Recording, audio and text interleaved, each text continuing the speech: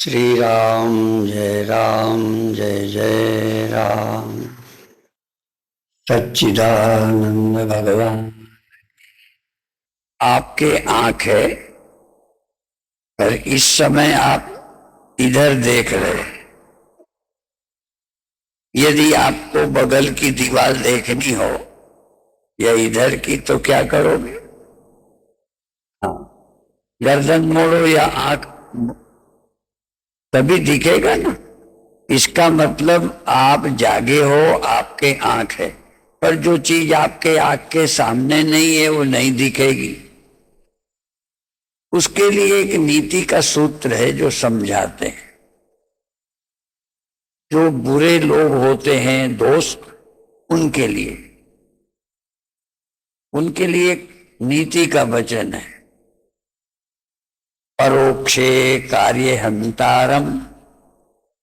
जो आंख के सामने नहीं माने पीठ पीछे नुकसान पहुंचाते हैं, आपका काम बिगाड़ते हैं। परोक्षे कार्य हंतारम, पीठ पीछे आपको नुकसान पहुंचाने वाले। अप्रत्यक्षे प्रियवादिनम, आंख के सामने जब होते हैं तो बहुत मीठा बोलते हैं। वर्जयेत एतादृशम मित्रम, ऐसे मित्र को त्याग देना चाहिए। ऐसे वो कैसे हैं? विष कुंभम, घड़े के अंदर तो जहर है और ऊपर ऊपर मुख में दूध। मुख में तो ऊपर दूध है, नीचे जहर भरा है। ऐसे तो प्रत्यक्ष और परोक्ष, जो आंख के सामने ना हो उसे परोक्ष कहते, जो आंख के सामने हो उसे प्रत्यक्ष कहते। ठीक है, अब इसके आधार पर बताना चाहेंगे आपके मन की बात। हमारे यहां अपनी संस्कृति में मन के 3 भाग किए हैं।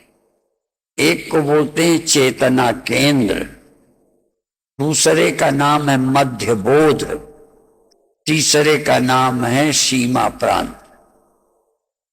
अंग्रेजी में कॉन्शियस, सबकॉन्शियस, अनकॉन्शियस। अब आप अपने मन में हैं, आपका मन आत्मा में है और आत्मा मन में है, फिर भी सारा मन आपके ज्ञान में नहीं आता। अभी अभी आप चित्रकूट में हो, मैं एक जगह का नाम लूंगा तो एक ही समझेंगे, इसलिए मैं सामूहिक रूप में कहूंगा। तो अभी आप चित्रकूट में हैं, यहां हैं।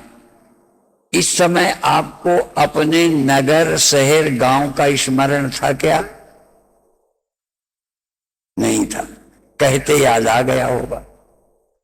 ठीक है, इसका मतलब जागे होने पर भी सब चीजें आपकी चेतना में नहीं होती। ये तो बाहर का बता दिया, भीतर का चलो। भगवान ने एक श्लोक बोला है, उसी को समझाएंगे। ध्यायतो विषयान् पुंसः संगस्तेषुपजायते संगात् जायते कामः कामात् क्रोधो विजायते क्रोधात् भवति सम्मोहः सम्मोहात् स्मृति विभ्रमः स्मृति भ्रंशात् बुद्धिनाशो बुद्धिनाशात् प्रणश्यति। ध्यायतो विषयान, विषय का, एकांत में बैठे हो, ध्यान में बैठे हो, कमरे में बैठे हो, पर आपका ध्यान विषय में गया। ध्यान गया, आंखें नहीं, शरीर नहीं। तो ध्यायतो विषयान, विषय का यदि ध्यान आया या ध्यान में विषय आ गया तो क्या होगा? ध्यायतो विषयान संगस्तेषु उपजायते, फिर उस विषय का हमारी चेतना से संग हो गया। जो अभी अनकॉन्शियस में था, सबकॉन्शियस में था, जो मेरे ध्यान में नहीं था, पहले कहाँ आया? ध्यान में आ गया। ये मनोविज्ञान। ध्यान में चीज नहीं है, आपको कोई मतलब नहीं। जैसे कई गरीब हैं, गरीबी का जब ख्याल आता है तब उन्हें गरीब हूं लगता है, दुखी होने लगते हैं।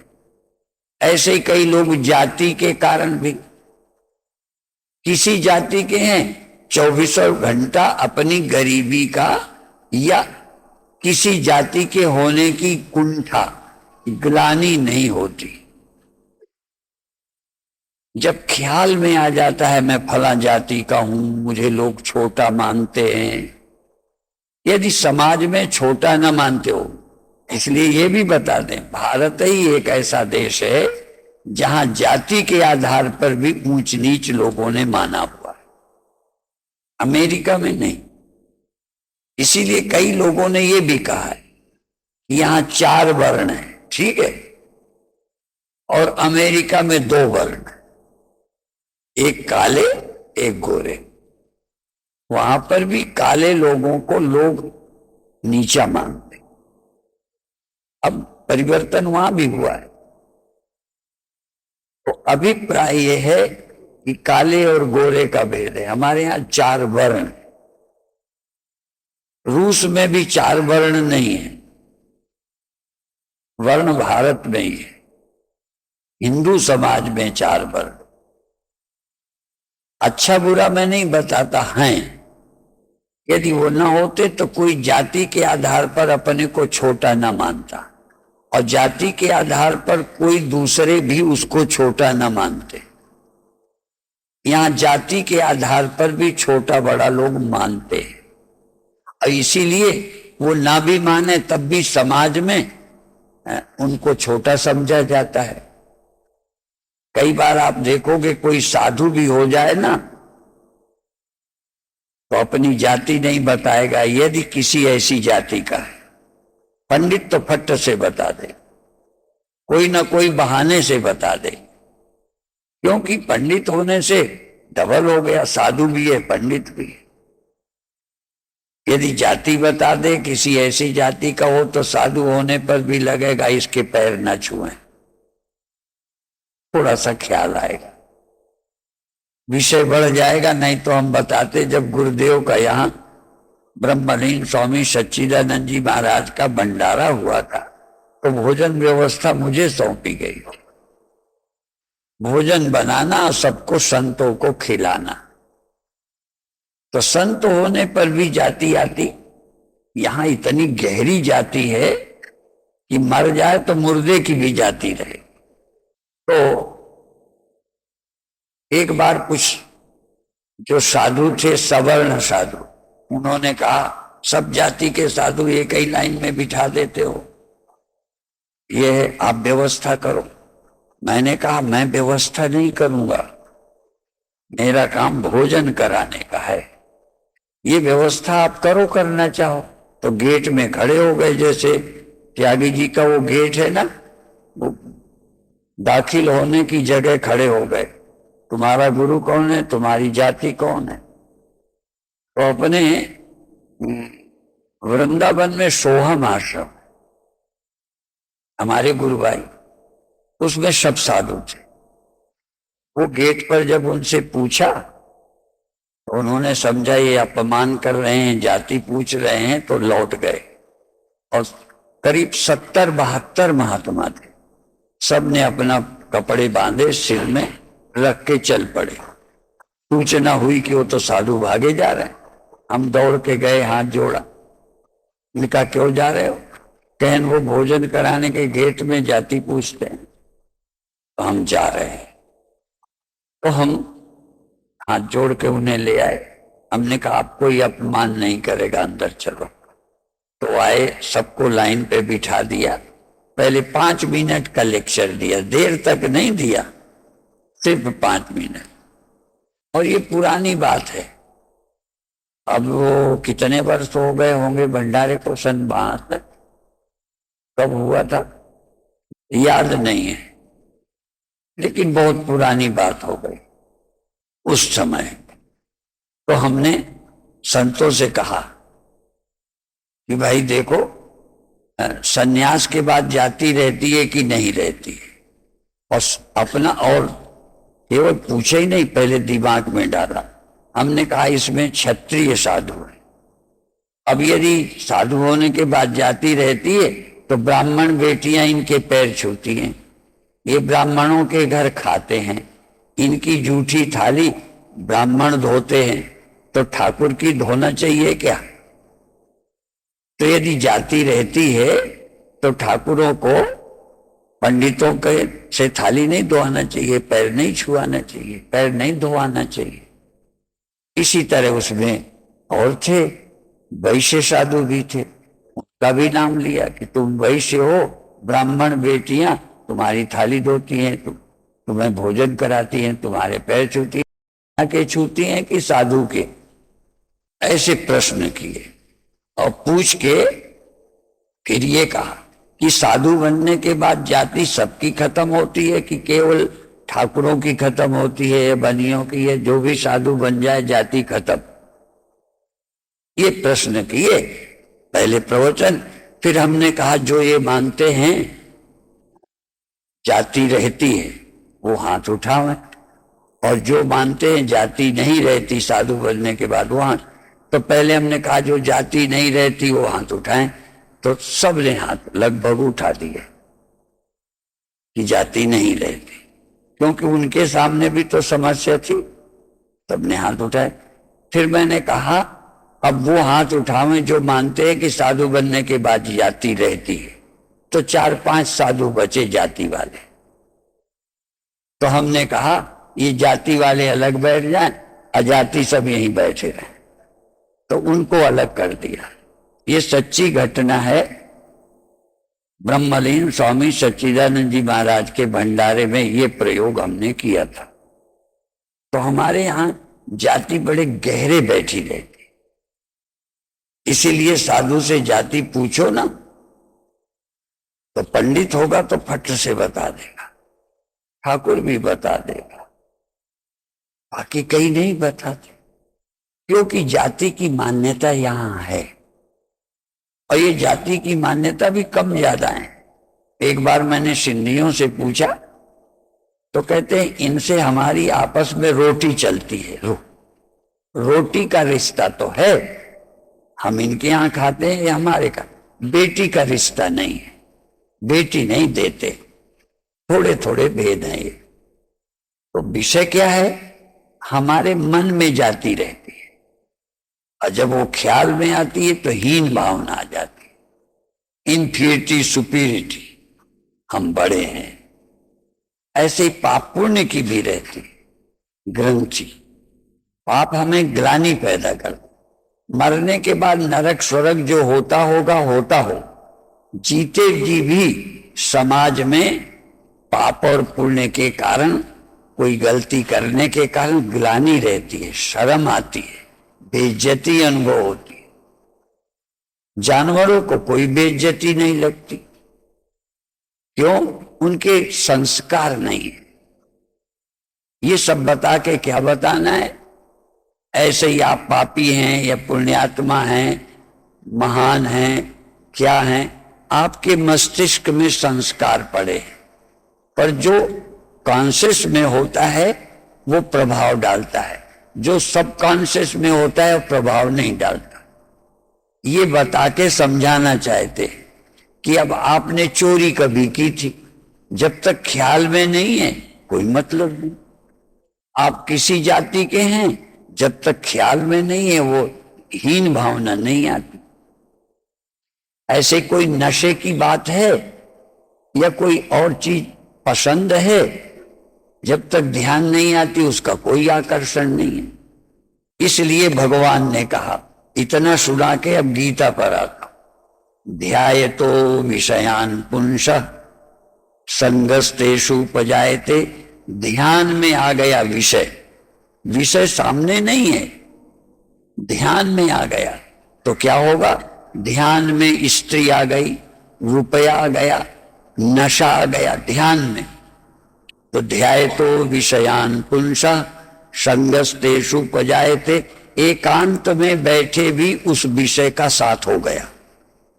और देखो, मन में पड़ा था, अभी साथ नहीं था, सब कॉन्शियस में विषय पड़ा था, नशे की आदत, जाति भावना, चोरी का संस्कार, जो भी ये पड़ा था, कोई ग्लानि नहीं थी। ध्यान आया, एकांत में ध्यान आते उस विषय का साथ हो गया। ध्यायतो विषयान पुंसः संगस्तेषु उपजायते, संग पैदा हो गया। संगात संजायते कामः, अब संग हो गया तो उसकी इच्छा हो गई पाने की, पुरुष की, स्त्री की, नशे की, खाने की, पीने की। जब याद आ गई, ऐसे ही छोटी सी चीज चाय है, आराम से अभी बैठे थे, अचानक याद आ गई तो लगता है चाय, तो पड़ा था मन में, तो तुम्हारे मन में पड़ा होते भी तुम्हें पता नहीं था। तुम्हारा मन, तुम आत्मा, तुम चेतन, तुम्हारे में मन, तुम मन में, पर मन में भी पड़ा हुआ तुम्हें पता नहीं था। कहां पड़ा था? सबकॉन्शियस में, और भी अनकॉन्शियस में। पहले जन्म में कहां रहे वो भी पड़ा है, पर वो अनकॉन्शियस में पड़ा है। सबकॉन्शियस वाला तो याद आ जाता है, मध्य बोध में जो पड़े हैं वो याद आ जाते हैं, लेकिन सीमा प्रांत में अनकॉन्शियस में पड़े रहते हैं। कहां जन्मे, क्या क्या किया था पहले, कहां रहते थे, वो अनकॉन्शियस में पड़े। किसी किसी जन्मे बालक का जब वो मस्तिष्क का हिस्सा चेतना में आ जाता है, अनकॉन्शियस वाला जब कॉन्शियस में आ जाता है, तो पूर्व जन्म की बात भी बता देते हैं। पड़ा तुम्हारे अंदर भी है, पर तुम्हारा अनकॉन्शियस माइंड माने सोया हुआ मन, मन का एक हिस्सा जागा है, एक हिस्सा अभी सोया है। सब कुछ तुम्हारे मन में ही पड़ा है, कई जन्मों का, एक जन्म का नहीं। अभी आप सुनते हैं ना, प्रारब्ध, संचित, क्रियमाण। क्रियमाण जो कर रहे हो, संचित जो स्टोर में है, प्रारब्ध जो इस जन्म में भोगना है। इस जन्म में भोग लेने के बाद छुट्टी हो जाएगी, ये मत समझना। इतने सैकड़ों जन्म लेके भी पूर्व जन्मों के जो संचित हैं उन्हें नहीं भोग पाओगे। इतने पड़े हुए, इतने कर्म कर डालते हैं कि वो बहुत स्टॉक है, और वो पड़ा हुआ है। जो भोगने के लिए निकाले गए हैं उसका नाम प्रारब्ध है, जो अभी इस जन्म में नहीं भोगोगे। इसका मतलब ये मत समझना हम में पाप नहीं है। कितने पाप पुराने जन्मों के, कितने पुण्य जमा है, पर उन पुण्यों का फल अभी नहीं मिलेगा। पुण्य भी बहुत है तुम्हारे, पर वो सब पड़े हुए हैं अनकॉन्शियस माइंड में। वो पड़े हुए हैं संचित, जमा है। प्रारब्ध भोगोगे, जब ये शरीर छूटेगा तब प्रारब्ध, वो पुराने में से, संचित में से कुछ प्रारब्ध बनेगा जिसको तुम भोगोगे। और एक दो जन्म नहीं, नाभुक्तम क्षीयते कर्म जन्म कोटि शतैरपि, करोड़ों जन्म भी हो जाएं तब भी बिना भोगा वाला छुटकारा नहीं होगा, वो पड़ा रहेगा। एक जन्म में नहीं मिला समझो छुट्टी नहीं है। कई अच्छे अच्छे पुण्य होंगे वो जो नहीं इस जन्म में तुम्हें मिल रहे, वो पड़े हुए हैं। तो जब भोगोगे तब उनका नाश होगा। तो कितने भोगोगे एक जन्म में? बहुत थोड़े। इसलिए क्या करना है? ज्ञानाग्नि दग्ध कर्माण, ज्ञान की आग में उन कर्मों को जलाओ। और जलाने का तरीका जानते हो क्या होता है? एक से सुना था हमने, यदि पेड़ को सुखाना है तो डालें मत काटो, पत्ते मत तोड़ो, इचरे नहीं, जड़ें। तो जड़ें पहले खोलो, जड़ें खोल दोगे पेड़ सूख जाएगा। तो हमारे जो अचेतन में पड़े हुए हैं, आप कर्ता हो, आपके गहरे में है हम कर्ता हैं। इसलिए भगवान ने गीता में क्या कहा, प्रकृते क्रियमाणानि गुणै कर्माणि सर्वशः अहंकार विमूढ़ात्मा कर्तामिति मन्यते।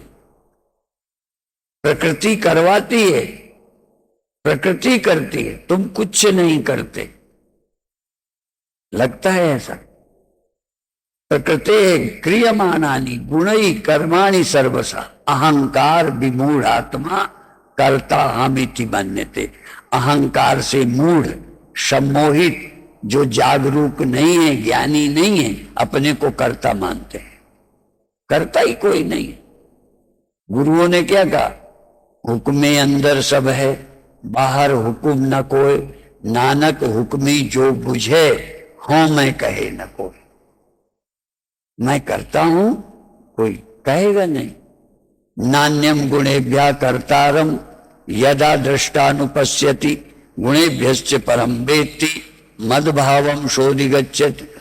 गुणों के अलावा कोई करने वाला नहीं है, गुण कर रहे। नान्यम गुणेभ्यः कर्तारम यदा दृष्टानुपश्यति गुणेभ्यश्च परम वेत्ति मद्भावम शोधिगच्छति। जो गुणों को कर्ता जानता है वो क्या होता है, मद भावम शोधिगच्छति, वो ब्रह्म भाव को, परमात्मा भाव को प्राप्त हो जाता है और अपने को कर्ता समझते। पहचान क्या है, पहले तो कर्ता हो, अब पहचान बता दे, मोटी बात। अब तुमने शादी की, तुमने बच्चे पैदा किए, तो तुम्हें लगता है मैंने नहीं किए, तुम्हें लगता है बच्चे प्रकृति ने पैदा किए, मैं मां नहीं हूं, प्रकृति माता है, वो जगत जननी है। सारे जगत को प्रकृति पैदा करती है, जगत माता है वो। और तुम फर्जी माता हो, फर्जी पिता हो कि नहीं, झूठ नहीं बोलना, हो ना माता।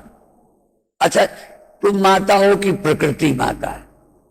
अब प्रकृति माता है और देह भी तुम नहीं हो, ये भी पंचभूतों ने, प्रकृति ने बनाया है। देह भी प्रकृति ने बनाया, गुण भी प्रकृति के हैं, भूख प्यास प्रकृति की है, जवानी बुढ़ापा प्रकृति के हैं, जवानी होने में शादी ब्याह हुए, संतान हुई, वो प्रकृति ने पैदा किए। और तुम क्या हो बोलो, माता पिता तुम की प्रकृति? इसकी पहचान कब होगी कि हो कि प्रकृति? जब वो मरेगा ना, तब पता चल जाएगा तुम माता हो कि प्रकृति है। समझ गए बात? यदि प्रकृति है तो वो रोती रहेगी, होएगी दुखी। तुम क्यों दुखी होते हो? तुम तो हो ही नहीं मां, तुम तो हो ही नहीं बाप, तुमने तो किए ही नहीं। इसलिए प्रकृति करने वाली, पर ये खेल नहीं है समझना। जवान हुई प्रकृति, बूढ़ी हुई प्रकृति, मरेगी प्रकृति की तुम मरोगे। यदि प्रकृति ही जवान बूढ़ा करती है तो वही मरेगी, तुम कौन हो रोने वाले? इसीलिए हम एक कहावत कहा करते हैं, गधा मरा कुम्हार का, धोबिन शक्ति हो। और कुम्हार का गधा मर गया, किसका मरा? कुम्हार का। तो रोना चाहिए किसको, कुम्हार को या कुम्हारिन को? कुम्हार का गधा मरा तो कुम्हारिन रोवे तो ठीक है, अब गधा मरा कुम्हार का। और शक्ति भी, पति मरे तो शक्ति होते हैं, और गधा मरा तो कुम्हारिन शक्ति नहीं हो रही, धोबिन शक्ति हो। क्या लेना देना धोबिन का गधा के कुम्हार से? तो मरे कोई, पैदा हो गए कोई, धर्म किसके? और तुम वो धोबिन की तरह बिना मतलब तुम मालिक बन गए, मैं, ये मैं, इस मैं को मारना है। सुनते हो ना, ये मैं जो करती है बकरी, उस पर क्या चलता है? ये दोनों बातें सही हैं। जब कोई शिवोहम कहता है तो लोग कहते हैं मैं कहते, असल में ये बात बड़ी गहरी है। मैं का क्या मतलब है? जो देह को मैं, इंद्रियों को मैं, करने वाला मैं, ये मेरा, ये जो मैं वाले हैं, इन पे छुरी चल रही। ये मैं नहीं हूं, ये ब्रह्म ज्ञानी, ये बकरी वाला मैं नहीं है, ये देह मैं नहीं, ये इंद्रियां मैं नहीं, कर्ता मैं नहीं, भोगता मैं नहीं, मैं आत्मा चैतन्य ब्रह्म हूं। उस मैं का जब बोध होगा तो ये तो खुद ही मैं में चली गई। जिस पे छुरी चलती है तभी वो कहते हैं बकरी जो है मैं कहती है, मैं कहती है। जब मर गई फिर उसकी बनी तांत, तांत बनी और धुनकी में लगाते हैं ना, तो जब वो रुई धुनते हैं तब वो बोलती है तू तू तू। वो समझते हैं ये मैं वालों के मरे तो धुनकी तू तू बोलती, वो बोलते हैं। हम भी कहेंगे, बात वही है, पर हम कहेंगे जब तक मैं मरेगी नहीं, जब ये मैं मर जाएगी तब जो तुम्हारी असली मैं है वो तो ब्रह्म है, वो तो शिवोहम है। हम ब्रह्मास्मि चैतन्योहम अयम आत्मा ब्रह्म तत्त्वमसि। गुरु उपदेश करता है तू वो है, पर तू वो है वो समझता नहीं, इसी को मैं मानता रहे। जो इसको मैं मान के ब्रह्म समझते हैं, जो इन्हीं इंद्रियों को मैं समझते हैं, वो करता भी हैं, भोगता भी हैं, जन्मने मरने वाले भी हैं, मेरा तेरा भी है और बंधन भी है। इसलिए जो बोधवान है, न मुमुक्षुर न वै मुक्त इत्येषा परमार्थता बंधो न मोक्ष चिदानंद रूप शिवोहम शिवो। मुझ में बंधन नहीं, मुझ में मोक्ष नहीं है। मुझ में मतलब देह, मुझ में मतलब मन, ये मैं नहीं हूं। तब देह तुम नहीं हो, मन तुम नहीं हो। यदि ये ठीक समझते हो, अपरोक्षानुभव है, तो तुम में बंधन कहां, तुम में मोक्ष कहां, तुम में प्रारब्ध कहां? तुम्हारा है क्या जो रोगे? किसके लिए रोते हो? निरहम च निर्मम। अहम भी नहीं है, मम भी नहीं, मैं भी नहीं, मेरा भी नहीं। तो क्या मेरा गया? क्या है मैं? जब देह मैं हूं तो ये मेरा है। इसलिए दृढ़ बोध अपरोक्षानुभूति हो तो ही बंधन कटता है। और यदि इतना बोध नहीं है तो फिर ध्यान रखो, जो रोज स्वामी ज्योतिर्मयानंद बताते, और ज्योतिर्मयानंद को तो अभी हमने आज तक कहा नहीं, पर आज कह देते, ये हमारे हनुमान है। क्यों? हनुमान जानते हो? हनुमान जानते हो क्या? अतुलित बल धामम स्वर्ण शैला बदेयम धनुज बल कृशानम ज्ञानी नाम अग्रगण्यम सकल गुण निधानम वानराणाम। हाँ, ध्यान रखो। तो वो हनुमान जी को पकड़ ले गए, वो बल बुद्धि निधान है, चले गए। तो जब पकड़ के ले गए और फिर पूंछ में कपड़ा बांधा, तेल डाला, कहते हैं तो उसने क्या किया? बुद्धिमान तो है, मंदिर मंदिर इधर उधर छलांग लगाते रहे, सब लंका को जला दिया। लोगों ने कहा तुमने ये क्या किया? कहते मैंने तो कुछ नहीं किया। पकड़ के कौन लाया? कहिए, कहें मेरे पूंछ में कपड़ा किसने बांधा? उन लोगों ने, लंका वालों ने। तेल किसने डाला? लंका वालों ने। आग किसने लगाई? लंका वालों ने। मैं तो सिर्फ भागता रहा हूं, मैंने तो कुछ भी नहीं किया। तो अंत में जानते मंत्र, जिन मुहि मारा तिन मैं मारा। जिन्होंने मुझे मारा उनको, और तापे बांधे तने तुम्हारा। मैंने तो कुछ नहीं किया। ठीक है, तो ये ज्ञानियों का है। अपनी ओर से कुछ करना नहीं, और कोई गड़बड़ करे तो छोड़ना नहीं। अब पता नहीं मोदी कब हनुमान बनेंगे। हाँ, अपनी ओर से करना नहीं और गड़बड़ करने वालों को छोड़ना नहीं। वैसे बोलते तो हैं, पर कई कानूनी झंझट है। वो कानूनी बात तो हनुमान पे लगाई थी, तुमने आग लगाई तो बच गए। कहते मैंने कहां लगाई? कहते सौगंध करो, कपड़ा मैं लाया,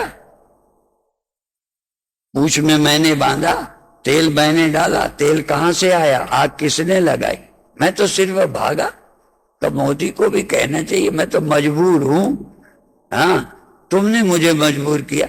अरे ढांचा किसने ये लोग चिल्लाते, मंदिर किसने गिराया? और देखो आज की बात छोड़ो, जब न कांग्रेस थी न भाजपा थी, भाई गुरदास जी कहते हैं ठाकुर द्वारे ढाए के, ठाकुर द्वारे ढाए के ते ठौड़ी मसी तुसारा, मारन गौ गरीब नु पृथ्वी ऊपर पाप बिथारा। मंदिर तोड़ने का काम कौन करता रहा? भाई गुरदास जी कहते। तो जब तक ये रहे मंदिर ही गिराते रहे। इतनी जगह पड़ी थी, मंदिर गिरा गिरा के बनाए, ठाकुर द्वारे ढाए के ते ठौड़ी, उसी जगह मस्जिदें बनाई और खाली जगह थी। तो अब देखो ये कब समझ में आता है। और फिर कोर्ट से आदेश से खुदाई करके देख ली कि नीचे खंबे थे, मंदिर था। ठीक है, देखो गिराने वाले तो कभी राजी होंगे नहीं, उनका काम गिराने का है। और एक और संदेश तुम्हें भी देते हैं, गिराए थे उन्होंने, कब गिराए? तुम फूटे रहे, तुम बटे रहे, वो गिराते रहे। कितने लोग आए होंगे, कितने तुम बने रहे, पर जातियों में, पार्टियों में, फलाने में बटे रहे और तुम्हें मंदिर गिराते रहे, मस्जिदें बनाते रहे। तो सावधान रहो, जब तक तुम बटे रहोगे। ठीक है, इसलिए जातियों में, पार्टियों में, मजहबों में बटना छोड़ो। ये देश हमारा है, अपने धर्म की रक्षा करना, अपने मंदिर बनाना हमारा काम है। इसके लिए हमें एक होना चाहिए। एक ही सूत्र है, बुरे मत बनो, बुरे मत, नेक बनो और एक बनो। ये नेक ज्यादातर एक नहीं बनते, नेक भी बनना है, एक भी बनना है। और जो खराब है वो एक हो जाते हैं। चोर मिल के चोरी करते हैं, डाका डालते हैं और बांटते ईमानदारी से, नहीं एकता न चलेगी। ठीक है, और तुम कमाते हो, भाई भाई नहीं ठीक से बांटते तो लड़ाई हो जाती। इसलिए अच्छे लोग तो हैं पर एक नहीं है। इसलिए नेक भी बनो और एक भी बनो, तभी काम बनेगा। बाकी चर्चा फिर सुनाएंगे। ओम शांति शांति शांति।